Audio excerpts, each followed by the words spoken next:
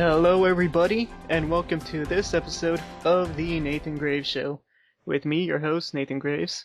And last show, I had with me my first ever musician guest with James Ronald. And now for the second show in a row, I have another musician with me on the podcast. I have with me a DJ of some awesome video game remixes, part of the GameChops label, and all around awesome guy, DJ bLiNd. Thank you very much. Yes, I'm blind, but I can actually see. People have actually called me DJ bLiNd more than once, including one of the guys here in Vegas that owns Insert Coins, which is like a video game club and bar. But I actually just go by the artist name bLiNd, because I guess there's like 3 other DJ bLinds out there. Okay. But I guess it works when I am actually DJing, because I was introduced it that way at Maccas when I played. So, but yeah, I mean, the name has some meaning to it. But I don't know if you have a question about that, but I can get into it if you want. Go ahead. Sure. It's well, originally I was inspired by the symbol that I use, which is like a guy with a cane, kind of like the street signs you see out on the road. Like it shows like a very simple stick figure guy doing certain things or whatever. And I saw one in a font pack, like free fonts, that he was holding a cane. So I wanted to make that my symbol because I thought it was cool and it's very simple. That was just kind of the birth of it. But I started really kind of meditating on it, and it's, when you think about it, people that are blind have to live with more faith than others because they can't trust what they see, because they don't, whether they're blind, completely blind or not, they have to trust other people. They have to have faith in the way they live and what they speak. They have to rely on their ears more, which kind of goes with the music. So there's like, it's kind of multifaceted, I guess. But it is just one of my names because I use several for all the different music I make. But I think it's cool because it's like, it's marketable and you can turn it into kind of a brand, you know? Alright. Well, thank you for your time, bLiNd. Mm-hmm. Now, for the people at home who don't happen to know who you are, why don't you give a little brief introduction about yourself?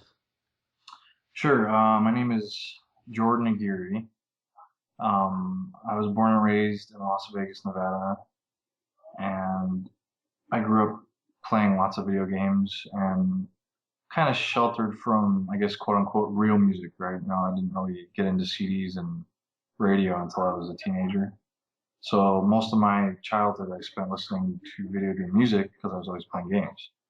And when I was really young, I think I was like 4 or 5, sometimes I just stopped playing the game just to listen to at the time, chip tunes from like, Mario Brothers or the Turtles games on the NES and stuff like that. And I was always like fascinated by it. And then when I was a little older, I got a computer and I started getting into what programs do and games and stuff on the PC.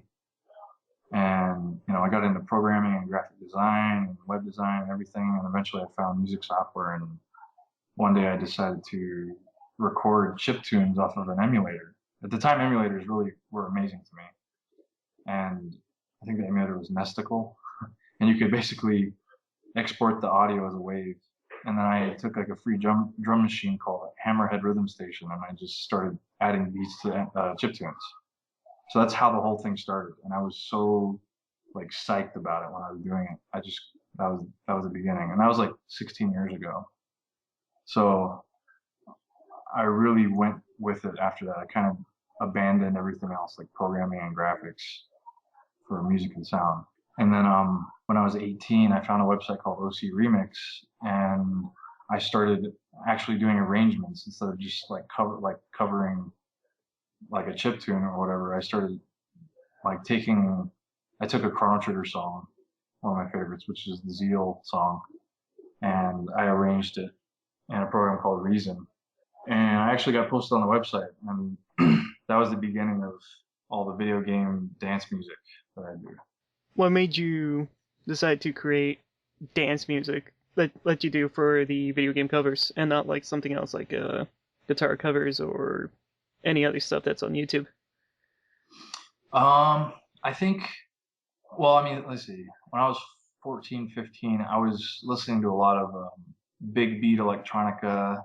Back then, like when you went to a record store, it was electronica. That was like the genre.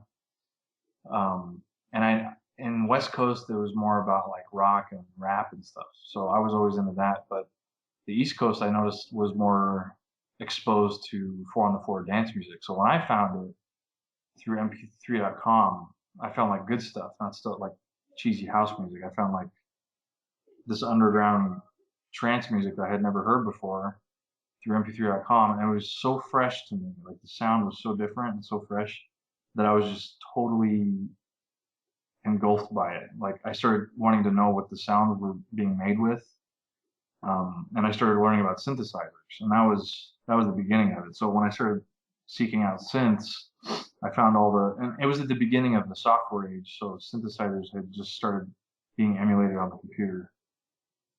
So I kind of spent all my time playing with synths and programming synths, and I never got into like guitars. And even though I love rock music, and I also knew a little bit of piano, but it wasn't enough to actually make music, and record it. So it just felt natural to create electronic music on a computer. It was all I could really do at the time, but it was also what I was listening to the most. And the groups I listened to back then are still around to an extent. They're kind of dying out a little bit. Trance Control and Aura, the Source of Trance, and a lot of these Swedish acts that are really independent. And then I started finding guys like Ferry Corsten, who's still in the game. He's still playing, he's still DJing and stuff. And when I started listening to their music, which is all European, I fell in love with it. So I wanted to take the music I loved, which is video game music, mix in the nostalgia factor, and then convert it to a genre I was enjoying at the time. And then I spent a lot of time learning the genre and synthesizers and all that stuff. And it just felt natural, honestly. It just felt natural to do it. What's the process that you go through with creating a song? I think it depends on the source, like the music I'm using, but when I first started, and I haven't really changed my method too much, I would basically sometimes I'd remake the music from the game by ear, or sometimes I'd find a MIDI that someone else made, and usually like a lot of MIDIs have wrong notes and stuff, so I usually correct them if I find something that's close. And I'll basically clean up the file, and I use a program called Cubase, and I'll just have the original music playing, or I'll even like sample the chiptune or whatever. And then the first thing I do, I usually start with drums, and I try to get some kind of rhythm going between a bass line that's original, that's not from the original song. I'll just write a new bass line, and if it has a good rhythm that fits with the four on the floor sound and is in the same key and stuff, I might be able to work with it. But that was the basis for a lot of the tracks. But nowadays, it's like however it comes. It could be anything. Like sometimes I just make something that's original, um, that has nothing to do with video game music at all, and I'll mash it up with the video game tune, and then it'll turn into a remix. Like the first track on NESteryears for GameChops, it's called Mushroom Bounce. It's the Super Mario Brothers first level track, dun, dun, dun, dun, dun. And that track started off as an original song, and it just happened to be in the same key as the Mario track, so I just decided to mash it up, and it turned into a remix, and it was actually really quick. But when I look back at the older tracks, I did like Temple Trance, which was in 2002, and it was probably one of my most popular on OC Remix. That one was an extensive process because I changed like I don't think I changed the key, but I changed the tempo. Some of the riffs and melodies I doubled up on the tempo, and I added new lines to the music and stuff. But probably 90% of the music I've made starts off as a 30-second loop. So I just try to get I try to get the climax of the song going and get all the sounds to sound just right. And eventually when I have that down, I'll start working on the arrangement, and I'll make some variations and start arranging it after that. But yeah, most of the tracks start off with the bass and the drums. and then I try to go from there. And I usually try to rewrite the chord progression to give it my own flair, I guess. But it could be anything. A track could start off with the melody. It could start off with a bass line. It could start off with drums. Sometimes it's an original. I match it up. So it just depends how inspired I am at the time. And how do you decide which video game song to use? Is it determined by like your mood at the time or what you're playing at the time? Sometimes, a lot of times, it's some of my favorite video game music, but other times it's more technical. It's like I listen to a video game track with a genre in mind, and I can kind of gauge if it's compatible just by listening to it. Like if I listen to a song, I'm like, oh no, that would never work as house music or trance music. It would work as a rock song, but I don't think it would work, you know. And something I've been told a few times is that couldn't believe I took a certain source tune and turned it into something that worked for dance music. A lot of those are extremely challenging to convert over because a lot of the tracks I've done that are known were also kind of requests by project directors. They asked me if I could, can you remix this song? And I'm like, oh yeah, I think I could do it. And I challenge myself to do it. But the ones I enjoy the most are the ones I choose. Music that inspires me when I'm playing a game, and I just want to take it and turn it into something I know would work. And like one example of that is I have a song called Blue Skies, and it's a remix of a Final Fantasy 13 track. And I knew right off the bat it wouldn't work for trance or house because of the tempo. But it had lyrics in it originally, and I rewrote the lyrics, and I got my sister's friend to sing it for me. And I turned it into kind of a drum and bass dubstep hybrid. And that's probably my most popular track to date. So it's a combination of things, but ideally it's songs that inspire me from the video game that I turn into remixes.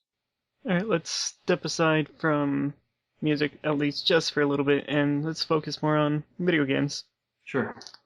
What's the first video game that you remember playing? Oh, I was like 3 years old, and I was on my little tricycle in my cul-de-sac, and I saw this kid outside, and I said, "Hey, you want to play?" And, it was like one of those innocent things. And his mom was out there, and they invited me in. You know, I guess in the '80s it wasn't so feared, so I went in, and he showed me. He's like, "Want to play Nintendo?" And I didn't know what that was. And he pulled out Super Mario Brothers, and I was just, when you're a kid, everything is so new to you. So I was just totally blown away. It's like instant high, you know. The colors and the music and like everything was just amazing. So the first thing I ever saw video game wise was Super Mario Brothers. And from that moment on, I asked my mom like every day, I want a Nintendo, I want a Nintendo. And then eventually my aunt donated hers to me. Um, and I had Super Mario Brothers and Duck Hunt and golf. So those are the first three video games I ever played with. And that friend of mine, I'm still friends with him today. He's the guy who kind of introduced me to the gaming scene in general. Like growing up, introduced me to every new system. From the Nintendo to the Sega Genesis to 32X, and it just kept going until we graduated high school. Funny, because like I was 3 years old as well when I first started playing video games, but it was mainly because the Nintendo that we had, and I still have here, belonged to my sister, and I would watch her play, and I would scream my head off because she wouldn't let me play, so she would just give me the second unplugged controller so that I could pretend I was playing. Yeah, actually, my wife, same thing. She was 3, and she watched her older brothers play, and she actually wanted them to play. She didn't want to play, but she just wanted to watch it and listen to music and look at the sounds or look at the graphics and listen to the sounds and stuff. Because as a child, it's like so stimulating. Yeah. It's different than TV. What can you say is your favorite video game? That's hard.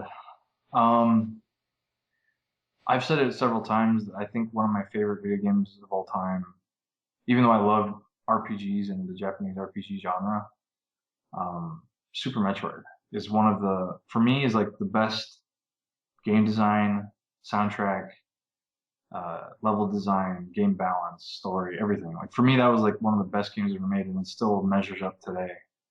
Um, and I still play it regularly. Like every year around Halloween, I play it. I've gotten really good at it too. I like 100% in like an hour and 40 minutes. Speed runs. Um, but yeah, Super Metroid has a kind of a deep connection with me. It's really cool. And my next release on GameChops is actually a Super Metroid EP, all dance music too. So I think if I had to come in second and third with other games, it'd probably be Final Fantasy VI and Chrono Trigger. So those three games are all Super Nintendo games, pretty much. Those are all my favorites. Are there any games that you just don't like at all? But more specifically, games that everybody seems to like, but you're not a particular fan of? Yeah, actually, all these new first-person shooter games, pretty much all the Black Ops games, and Battlefield and all that. I know I'd probably like them if I got into them, but I think my first-person shooter high kind of died after Quake 3. That was it for me. I like the last ones I played was Tribes 1, Quake 3. I think I checked out the new Doom when it came out, Doom 3, and I was done. And I honestly don't know why everybody's so enthused by it. Like, um, I think for me, video games, I want them to be an escape from reality. I don't want it to look real at all. I always want it to be cartoony or fantasy style or adventure. You know what I'm saying? Like Final Yeah, Fantasy X, Final Fantasy 13, those are games I like. Super Metroid is a space thing, and I mean, I liked Metroid Prime.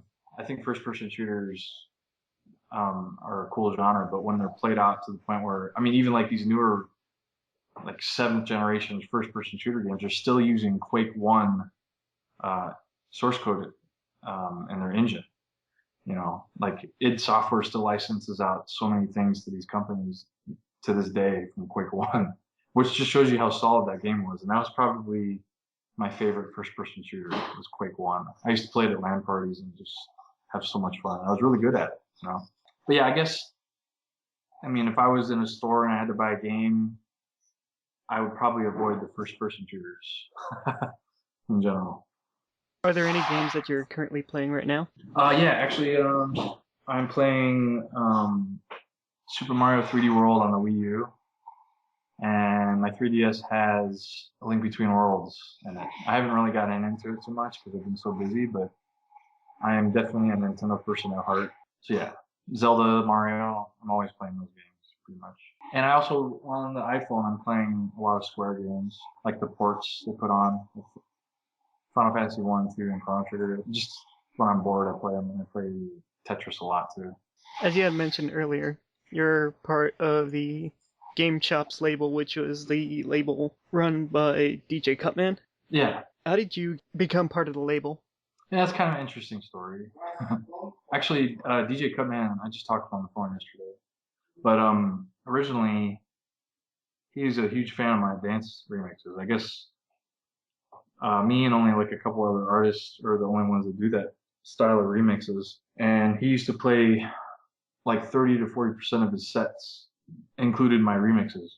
And he was kind of like the first guy to really push, DJing video game music. Even though before he showed up on the scene, I DJ'd Magfest 7, um, some of my dance remixes and stuff, and that was a lot of fun. It's grown into something way bigger now, but yeah, he hit me up and told me how much he liked my stuff, and he made a couple of mixtapes that used pretty much only my music, and he told me like 30 to 40% of his fan base are actually fans of my music. So that's how we first started talking online. And then GameChops actually started because he put all of his mixtapes up on Bandcamp for sale, including the ones that had my music. And I'm sure it was just an innocent mistake at the time, but OC Remix doesn't allow you to sell remixes, and he didn't ask my permission to put them up and all this stuff. So um, me and DJ Pretzel told him to take it down because of the copyrights and all that stuff. And so after that, he started really thinking hard about how can we take a guy like bLiNd and help him make a career, or help him. He was originally thinking about me when he was making GameChops, is what he told me. But he said he started GameChops so he could get these kind of remixes licensed officially, and not only help the artists but also help the companies, because I guess we're paying like 30% of the income that we get is straight to the companies that develop the games. And thanks to Joypad Records and Louder.fm, not only is GameChops, but tons of artists that are doing covers of video game music are doing the same thing now. And I'd like to say GameChops was one of the first. I'm pretty sure we were, but it's the only label of its kind right now. So I didn't talk to him for about a year and a half or 2 years, and eventually he emailed me again and said, "Hey, I started up GameChops. Ben Briggs, formerly known as Chthonic on OC Remix, and Hal C are both on it. They have a couple of releases. I want you to do something for me." So I said, okay. And then basically I started NESteryears, and in a period of 2 months, I finished the whole album. It took me like 8 weeks. I had a couple of tracks already started, but I just really went for it full force. And when it came out, it was the best selling thing on GameChops up to that point. And then ever since then, it's probably blown up 2 or 3 times bigger than it has, or than when I got on. So yeah, I mean, from OCR to that point, it's come a long way, I think, because back then we were just doing it because it was cool and it was fun, and now we're doing it like as a serious thing to really promote game music and kind of create a culture out of it. Because there's definitely people who want to dance to video game remixes. It's really interesting. I've been to a few anime conventions besides MagFest, and they have these rave parties where they play like dance music remixes of anime music and video game music. And a few of them have emailed me and told me they played some of my stuff, and crowd reactions are great and all this stuff. So it's pretty cool. I think it could keep growing even bigger, because there's, as we all know, video games are a big deal. But I think that only a fraction of people care about the music. And when you get those people into the convention scene, they kind of want events like that because they're a lot of fun. So yeah, we carry GameChops over to MagFest every year, and we try to do DJ sets. And this MagFest 12 DJ battle was so big. We had like the biggest crowd apparently of any other band. There's like 2,200 people in this room, and they were all just going nuts over like video game remixes essentially. So it's been quite an experience, and Cutman's an awesome guy, and all the people I've met through his label are really cool too. You just mentioned that you were in fact at MagFest this past year. Yeah. And you had an awesome set for the video game DJ battle. And Yeah. how was the convention? Because I've never been to a MagFest before. Honestly, a lot of the veteran people that go, like the people who've been going forever, I haven't been one of those people, but I went to MagFest 7, and I went to 11 and 12. My wife's been to more than me. She's been to like 7, 9, 10, 11, and 12. It's grown so big. I think it's becoming its own entity now. It's no longer like a gathering for friends. Because like MagFest 7, I think had 2,000 people, and pretty much like 70% of that group kind of all knew each other. This attendance was like 12,000. They even had to move the venue because it's grown so much. It's at the Gaylord Hotel now. It's so big that you really have to pick and choose what you do and who you see, because it just goes by like so fast. You can't do everything you want to do. And for me, like when you're a performer, you have a different experience than someone who's just going as a fan, because you have the pressures and the anxieties of playing. And once it's over, you can kind of relax. But even then, you're kind of beat, and you're trying to please everybody, so you're going here and going there. And it was, for this past one, was kind of like a head spinner for me. I think I enjoyed MagFest 11 a little more, but it's an amazing event, regardless. Like basically, there's concerts and music events all day, like pretty much from noon to midnight. So if you're into that, you can do that pretty much the whole day if you want. And then there's panels going on the whole day too, with like a lot of famous internet people. Smooth McGroove was there. I got to meet him.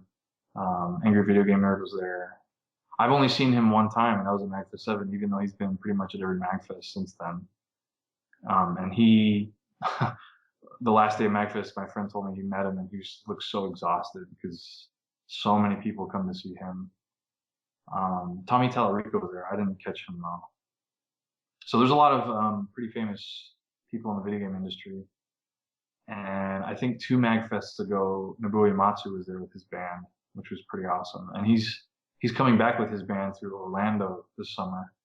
So they support these events and these communities too.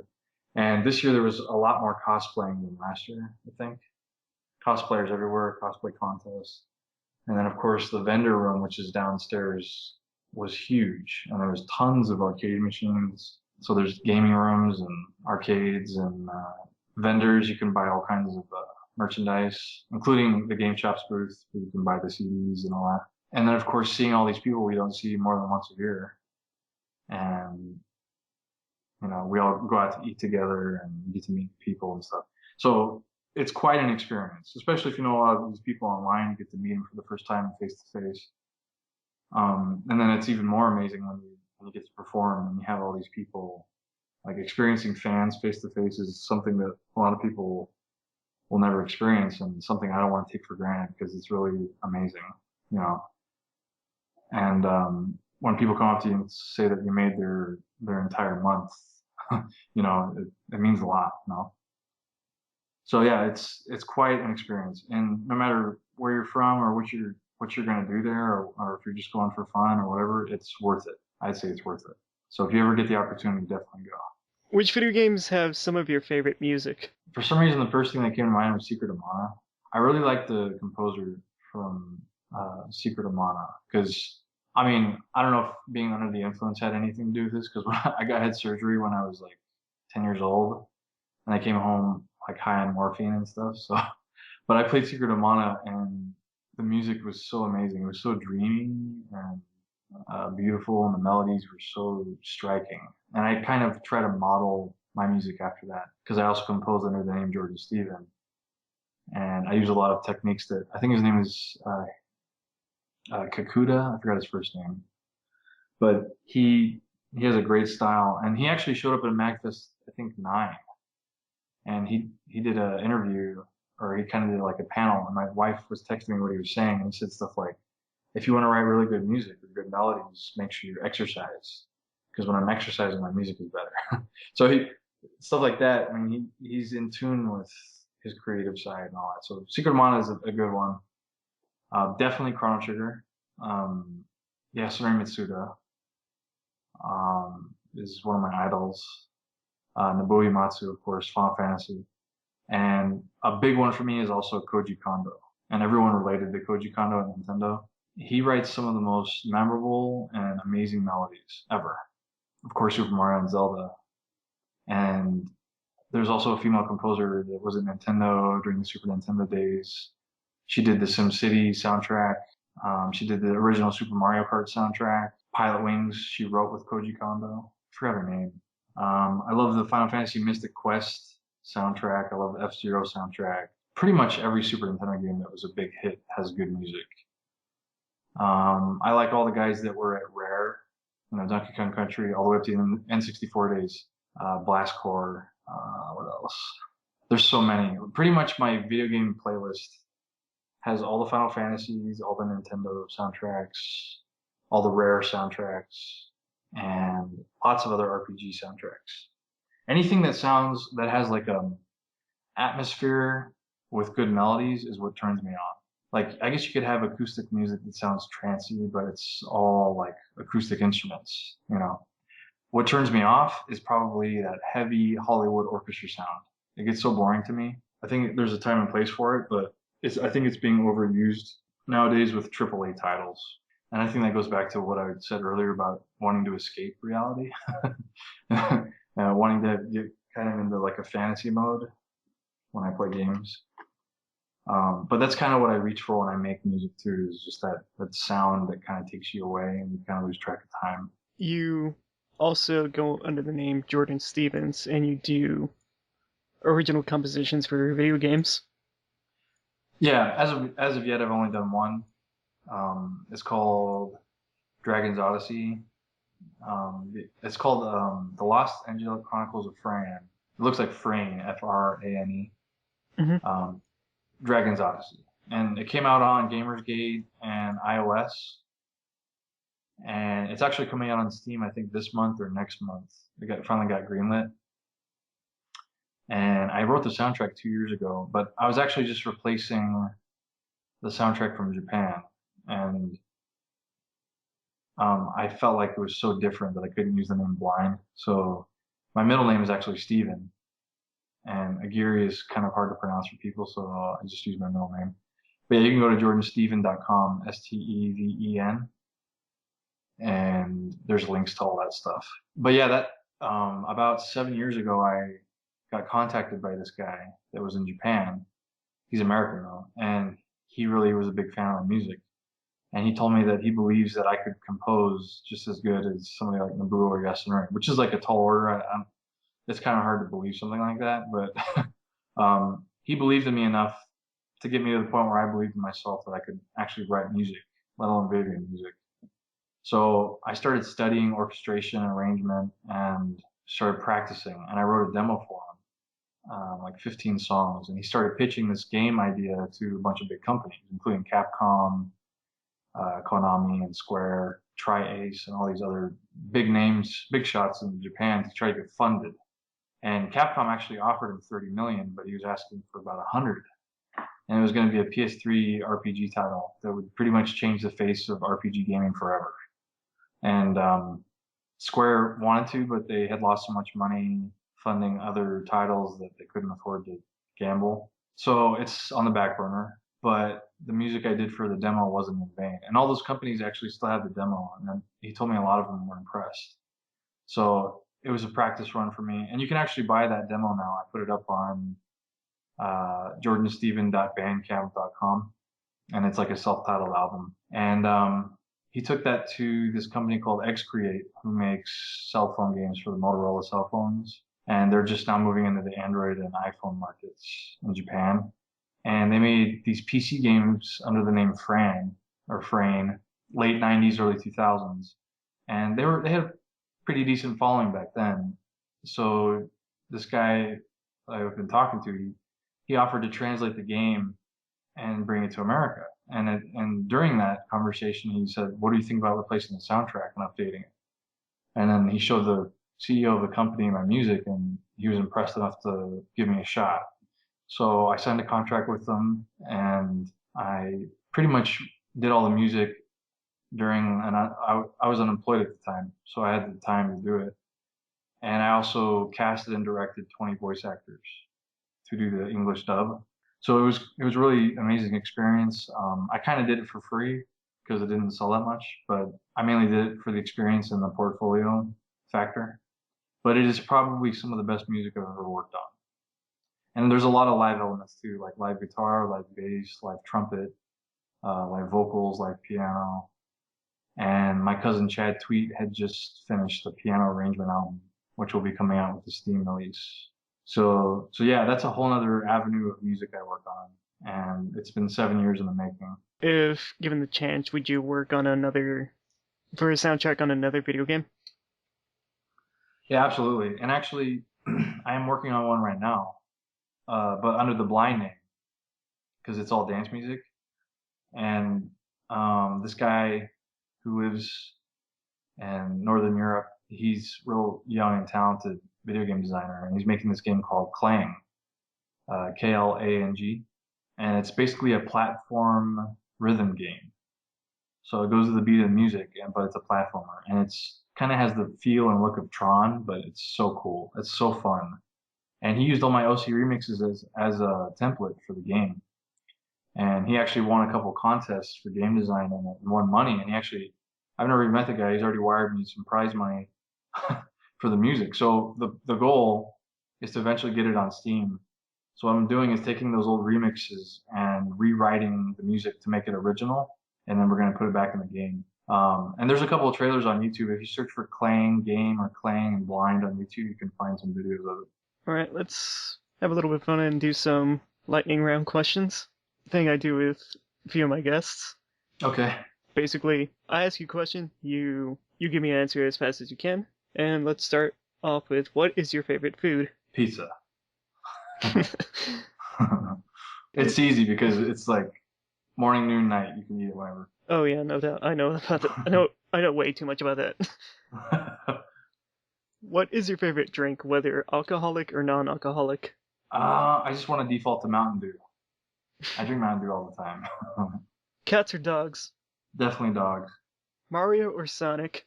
Mario. Though I love Sonic. It's a hard one. I just have to say Mario though. What is one thing that people don't know about you? It doesn't have to be really personal. It's just a quirky thing that they wouldn't happen to know. I used to be a skateboarder and a drag racer in high school. Before I was like this computer geek that makes music. I don't think a lot of people knew that. I used to skateboard. What is your favorite curse word, if any? Probably shit. I say it all the time. I shouldn't though. Final question. Would you rather fight one horse-sized duck or 100 duck-sized horses? I think the 100 duck-sized horses would be interesting. Ghetto stomping horses that are the size of a duck. It's funny because I live in Desert Shores in Vegas and there's tons of ducks around here, and I've kind of fooled with them a little bit. But yeah, that's funny. Kind of reminds you of Zelda when you fight the chickens. Enough of them will kill you, you know. Yeah, and if you think about it, like duck-sized horses, they're like shin level. If they kick you in the shin, that shit's gonna hurt. Definitely. But I mean, if it's gonna be war, it's gonna be war, right? Yeah, that is true. Oh, recently on your Facebook, you had announced that you were going to be quitting your day job and going into music full time. Yeah. Now, Yeah, that's oh, go ahead. I apologize. Follow-up question. Are you excited, afraid about the future, and what made you decide to sit down and say, I'm gonna do this full time? It's been a lot of things actually. I'm a little bit of everything. I'm excited, I'm a little scared, a little anxious. I really don't know what I'm gonna do. I do have a lot of options, but I mean, I'll say this first of all, I am a Christian and I believe in God, and I've had dreams, like I guess you could say visions in my sleep, 2 to 3 years ago, a lot of them about my future. They felt like messages to me from God, you know, about the kids I'd have with my wife one day, about my career and how far it's going to go and all this stuff. And then it's kind of like seeds that have been planted inside my soul that are starting to sprout a little bit.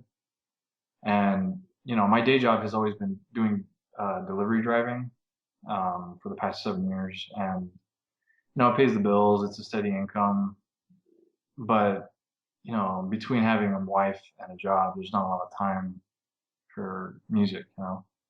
So I really have to be creative about finding time to do it. But I was working part time last year, and I had a lot of time to work on stuff like NESteryears and, or I should say, the year before last year, like the end of that year, and then the end of 2012 into 2013, I had part time jobs, so I was working on a lot of music.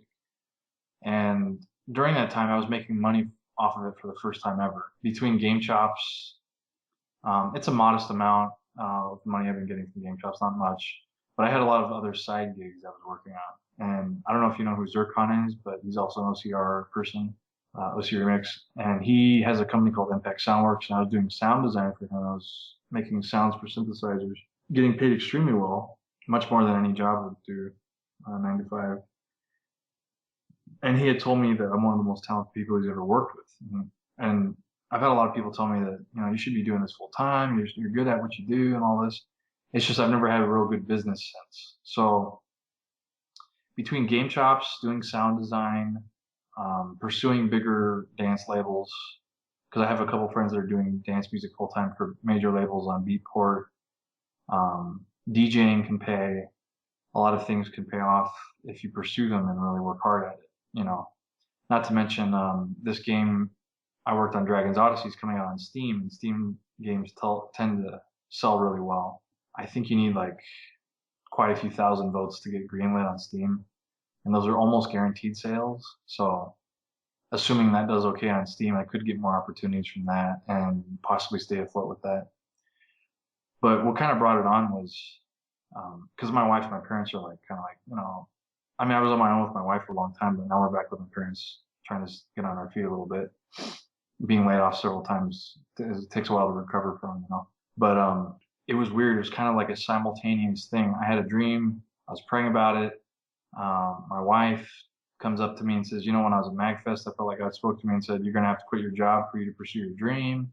My parents had to change their heart all in the same day. Like all this all happened in the same day. Like, well, we'll let you quit, you know, but you have to, there's a couple things you have to do, like, you know, get a storage unit, put all your stuff in it.